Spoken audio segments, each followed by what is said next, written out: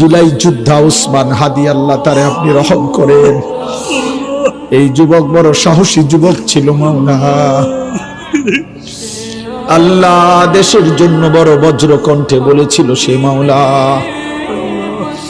আল্লাহ আপনি তারে ফিরায়া দেন, আপনি তারে ফিরায়া দেন, আপনি তারে ফিরায়া দেন।